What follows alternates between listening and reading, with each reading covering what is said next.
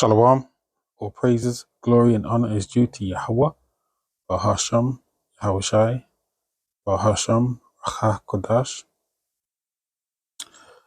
Double honors to the apostles, elders, and teachers of a great millstone, and the like-minded men who may not be directly part of a great millstone, as I'm not, but follow the doctrine given to the apostles on down of Yahawashi. So initially from them learning at One West, under their elders, and from Elder Abba Bivens, again from Yahawashi. Salutations to the elect men, women, and children of Bayaf Dawadas, the house of David, who are predestined to be saved in these last days. Okay, quick drink. Try my mouth. I'm going to start straight to the point. I'm going to start with Ecclesiasticus. It's also known as the Book of Sirach, 41st chapter. The children will complain of an ungodly father, because they shall be reproached for his sake.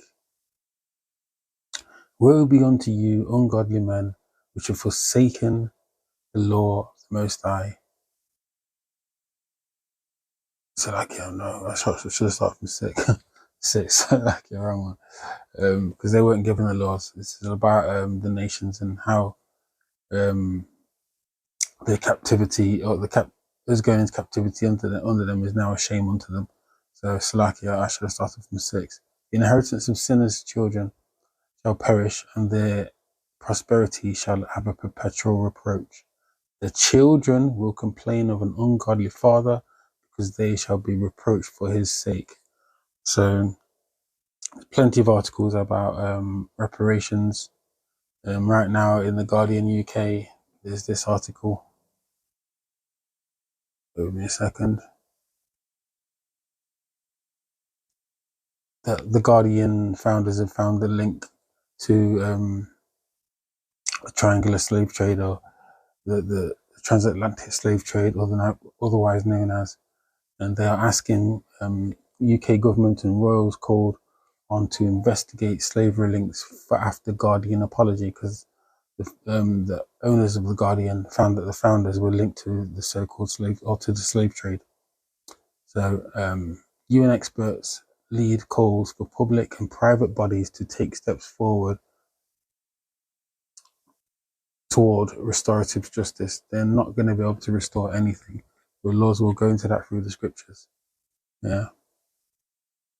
UN experts are leading calls for the British government and royal family to investigate their historical links to transatlantic slavery and take steps toward restorative justice.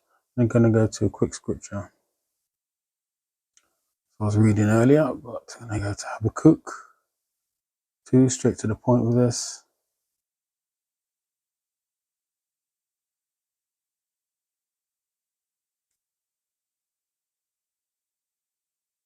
Straight to the point. Habakkuk 2:16.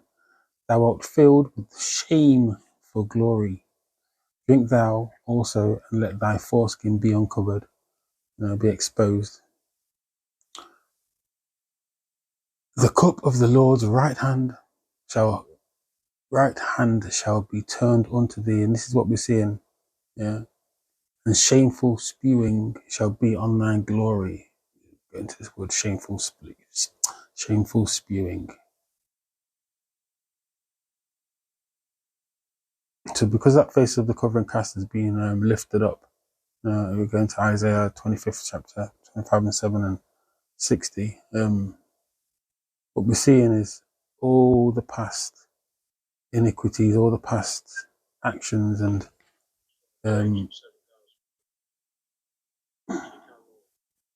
Kikalom, all the past actions of these nations, specifically Esau, Edom, which is a so-called white man, are being exposed. Yeah, and they're feeling shame for it, So, or some of them are, or putting on the face of it that they are. But we know the words of their mouth are smoother than butter, but wars in their heart. Disgrace, shame. It's a shame. Yeah, so basically what the actions are now a disgrace unto them, and how they're gained by the sword, which is their blessing, dominance and hegemony, which is leadership over the world. Yeah, but now things are turning onto them, you know. And in this article, it says UN experts are leading calls for the British government and royal family to investigate their historical links. They don't need to investigate. The book's already there. We've got one book here. This is a quick example to show you. Here we are.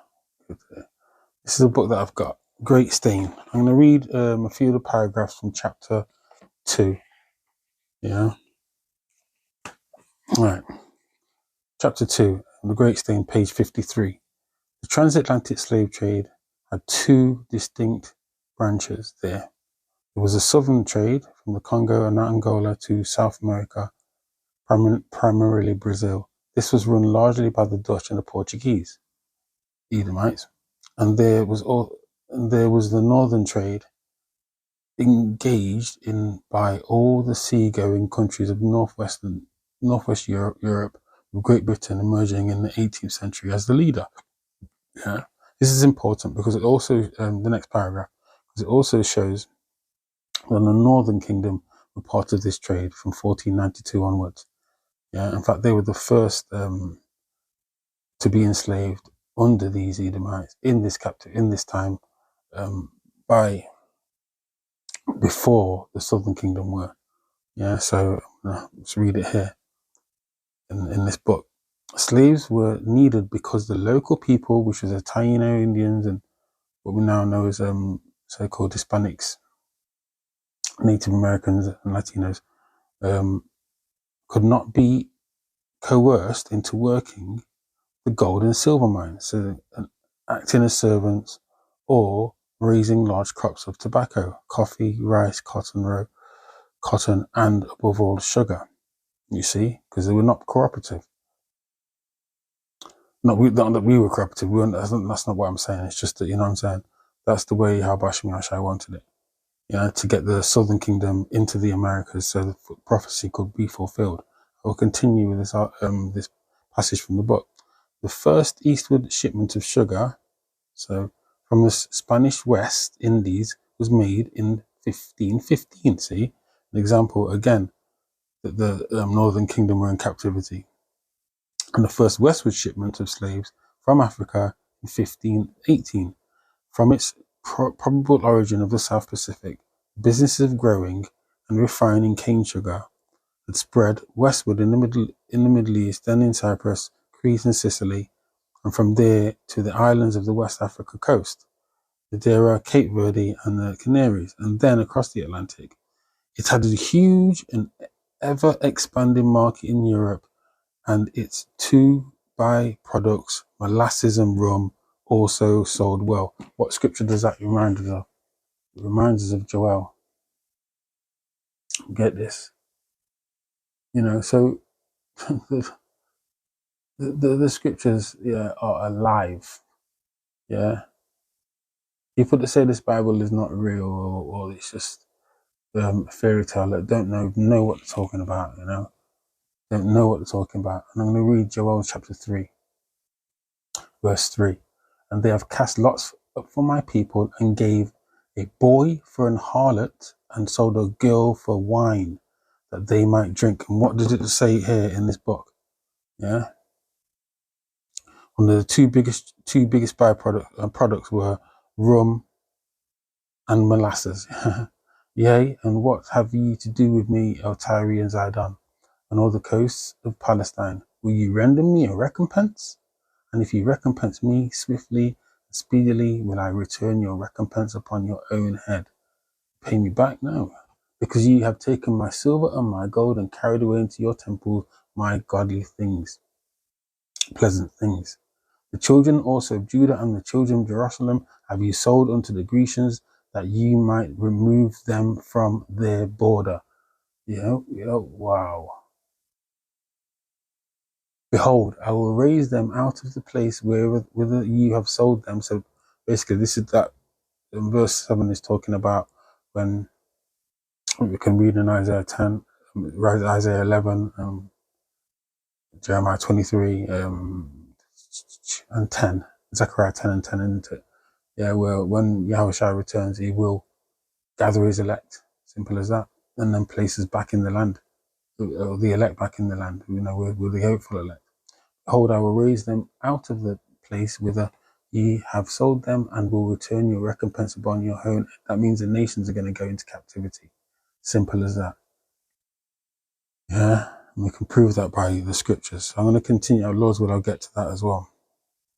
So that's going to be the real recompense. Yeah.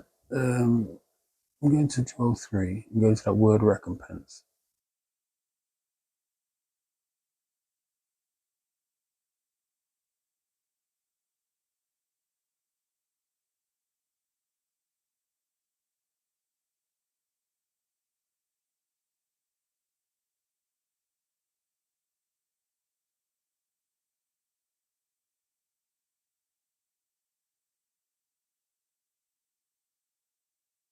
Ooh. The recompense, reward, benefit, serve, deserve.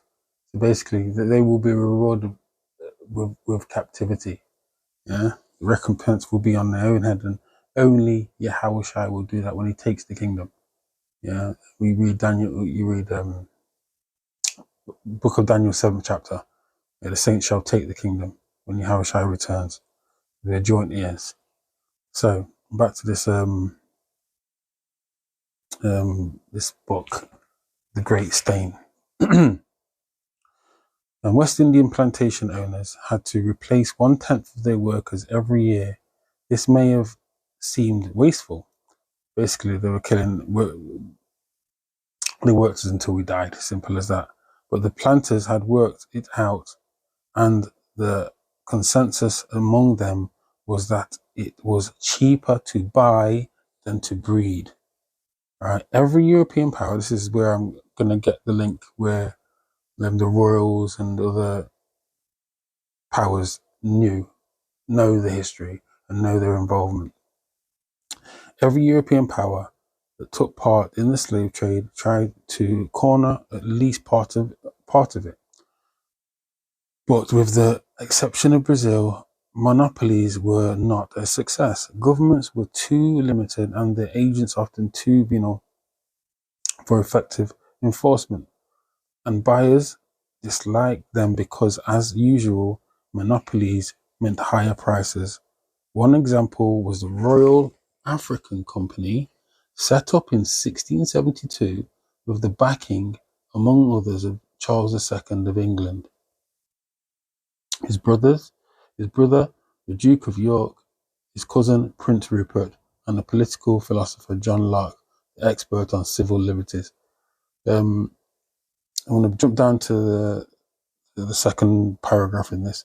The peak years of the trade were 1741 and 1810, when some 60,000 was shipped each year. You can probably double that number. You know what I mean?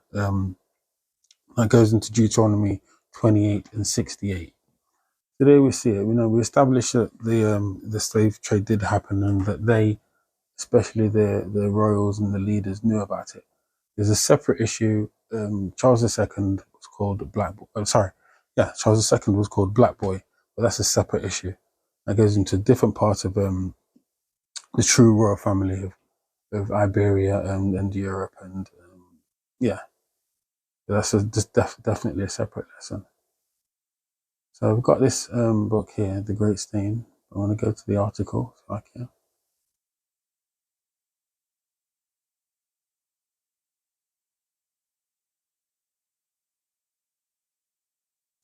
The Scott Trust, which owns The Guardian, apologised on Tuesday. Yeah, again, that goes into they shall complain of an ungodly father for the role of the newspapers founders had in the transatlantic slavery, and announced a decade-long, multi-million-pound program of restorative justice. But what does the law, YAHAWAH WA YAHAWASHI, say? I'm gonna just quickly get a few scriptures on it, and I'm gonna end it. All right. We go with what YAHAWAH WA YAHAWASHI say. Yeah, what's going to happen?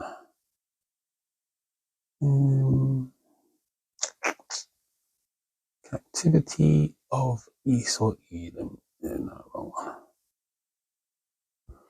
Right. Exodus 21:16. And he that selleth a man, he that stealeth a man and selleth him, or if he be found in his hand, he shall surely be put to death. Yeah, this is what's going to happen when Yahawashi returns. Who is this that coming from Edom with dyed garments from Basra? Read that in Psalm 63. Yeah. Numbers 24:18. I'm not going to read all these scriptures. I'm going to flick through a few. The ones that, And Edom shall be a possession. Seir also shall be a possession for his enemies, and Israel shall do valiantly. This is when, actually go to it. Balaam, Balak, talking about the end times. I'm going to read it from 17.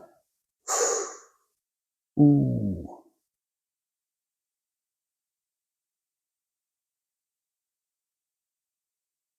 Yeah, right. And he took up this parable. It says, behold, I go. So this is Numbers 24:14. And behold, and now, behold, I go unto my people. Come therefore, and I will advertise thee what this people shall do to thy people in the latter days. Yeah. And he took up his parable and said, Balaam, the son of Beor, have said, and the man whose eyes are open have said. Yeah. So Balaam was saying it when he had said, which heard the words of the Most High and knew the knowledge of the Most High, which saw the vision of the Almighty, falling into a trance, but having his eyes open. So this is, wow, this is Balaam speaking, yeah, because Balak wanted to curse Israel. So I'm not going to Yasharallah, king of Moab. So, and behold, now I go into my people and come therefore, and I will advertise thee, show thee what this people shall do to thy people in the latter days. And he took up his parable and said, Balaam, the son of Beor, have said, and the man whose eyes are open have said, he have said, which heard the words of the Most High and knew the knowledge of the Most High, which saw the vision of the Almighty, falling into a trance, but having his eyes open. I shall see him, but not now. I shall behold him, but not that nigh. There shall come a star out of Jacob, that's Yahawashi, and the scepter shall rise out of it, Yasharallah. Yeah. And shall smite the corners of Moab and destroy all the children of Seth. Yeah, so it's not just Edom going to get it, all the nations are going to get it when Yahawashi returns. This 17 is speaking of Yahawashi's return. Yeah. And the scepter is basically what a ruler has. And Yahawashi will have his scepter.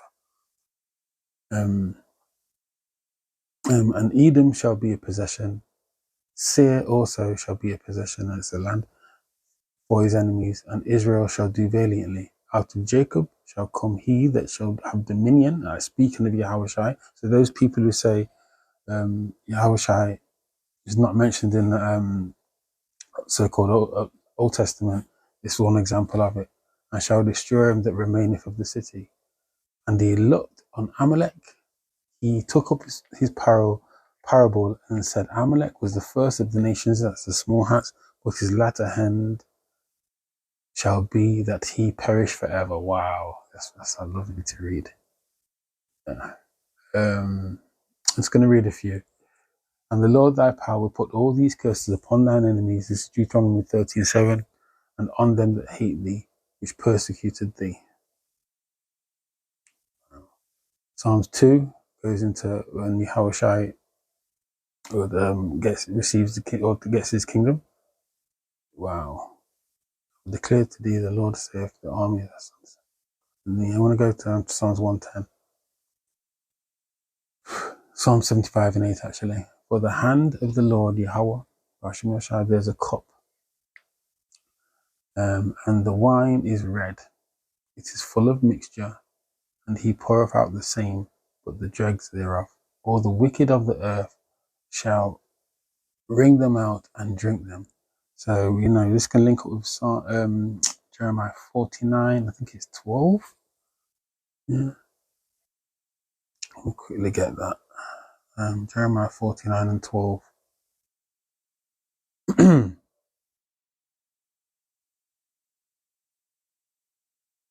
It's read it earlier, but my memory is not the best. Yeah, here we are. Jeremiah 49 and 12. But thus saith the Lord, behold, just saith the Lord, behold, they whose judgment was not to drink of the cup have assuredly drunk of it. And yes, we have, because of our disobedience. We were disobedience to the law, statutes, commandments of YAHAWAH WA YAHAWASHI. So we've paid our, and we're paying our penalty for it, waiting for Yahawah's return patiently. Redeem us, but we are still in the grace period, but that doesn't mean we just do anything that we like, read that in Romans 3, yeah. And art thou he that shall altogether go unpunished?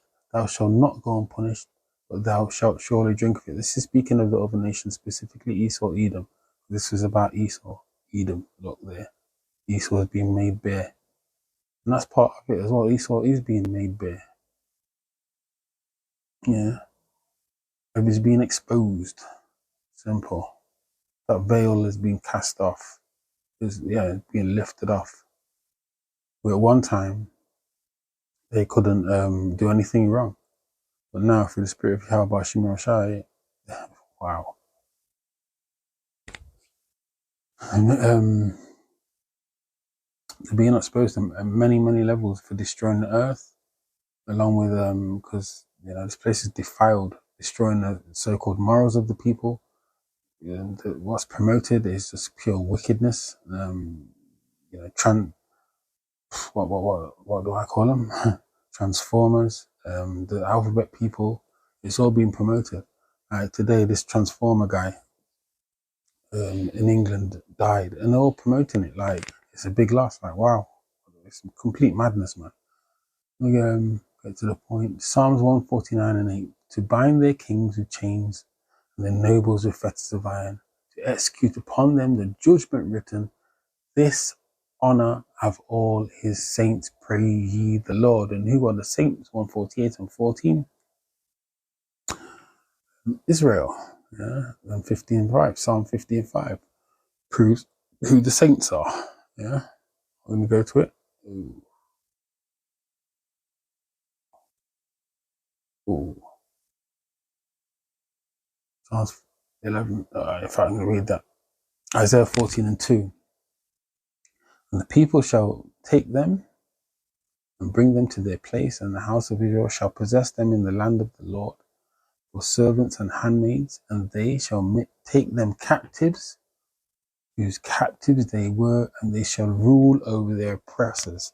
Yeah, that is another example of the ones that were oppressed ruling over their oppressors, and to put it like that. I'm going to read a few more of these because I've got quite a few on them. So I'm going to read I'm going to read Jeremiah 13:16. Therefore, all they that devour thee shall be devoured, and all thine adversaries, every one of them, shall go into captivity, and they that spoil thee shall be a spoil, and all that prey upon thee will I give for a prey. That's the promise of YAHAWAH WA. Right, and go to the one. If any man have an ear, let him hear. He that leadeth into captivity shall go into captivity. He that killeth with the sword must be killed with the sword. Here is the patience and the faith of the saints. I'll read this in Baruch 4 and 24 as well. Like as now the neighbors of Zion have seen your captivity, so shall they see shortly your salvation. From our power, YAHAWAH WA, which shall come upon you with great glory, brightness of the everlasting. This is when YAHAWAH returns to redeem his elect, right? Nations will mourn when they see YAHAWAH. wailing and gnashing of teeth for the nations, and joy for the elect. After a little bit of fear, obviously, because it's a lot. It's not going to be a straight, easy ride. But, we look forward to these things because this place is just absolute horrible. That's there. Baruch 4:25. My children, suffer patiently the wrath that is come upon you from the Most High. For thine enemy have persecuted thee, but shortly thou shalt see his destruction and shalt tread upon his neck. So in short, that's the what's the word they use in this article? Restorative justice. The only restorative justice is the ones that I've just read in the scriptures, and that will be given by YAHAWAH WA YAHAWASHI when on Yahawah's return. With that, I'm going to say to the elect, from the hopeful elect, Shalom, and I hope this was edifying. Shalom.